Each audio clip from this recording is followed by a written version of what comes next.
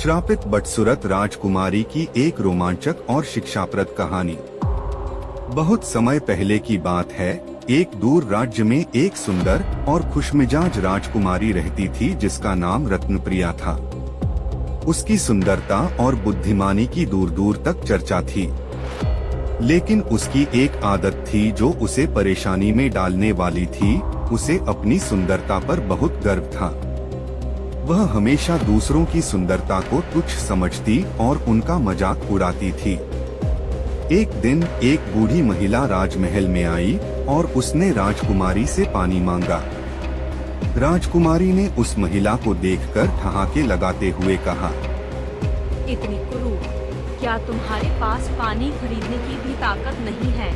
वह बूढ़ी महिला कोई और नहीं बल्कि एक शक्तिशाली जादूगरनी थी जो गरीबों की मदद करने के लिए बदल कर आई थी। राजकुमारी का मजाक सुनकर जादूगरनी बहुत क्रोधित हुई और उसने कहा, तुम्हारे इस अभिमान ने तुम्हें अंधा बना दिया है। अब तुम उसी रूप में जियोगी जैसा तुम दूसरों को समझती हो। इतना कहते ही जादूगरनी ने राजकुमारी को श्राप दे दिया। राजकुमारी की सुंदरता एक पल में गायब हो गई और वह एक बदसूरत कुरूप स्त्री बन गई। उसका चेहरा बेजान हो गया, उसकी आंखें धुंधली हो गई और उसके बाल बेतरतीब हो गए। अब वह खुद को पहचान भी नहीं पा रही थी। राजकुमारी ने रोते हुए जादूगरनी से माफी मांगी और कहा, मुझे माफ कर दीजिए, मैं अपनी गलती मानती हूँ। मैंने अभिमान में आकर आपकी अवहेलना की। जादूगरनी ने कहा, इस श्राप से छुटकारा पाना आसान नहीं होगा, लेकिन एक तरीका है। जब तक तुम अपने हृदय में दूसरों के लिए सच्चा प्रेम और सम्मान नहीं लाओगी और अपने कार्यों से यह सिद्ध नहीं करोगी, तब तक तुम्हारी सुंदरता वापस नहीं आएगी। राजकुमारी ने ठान लिया कि वह अपने अभिमान को छोड़कर लोगों की मदद करेगी और सच्चे दिल से सबका सम्मान करेगी। अगले दिन से ही उसने राजमहल छोड़ दिया और गांव में रहने लगी।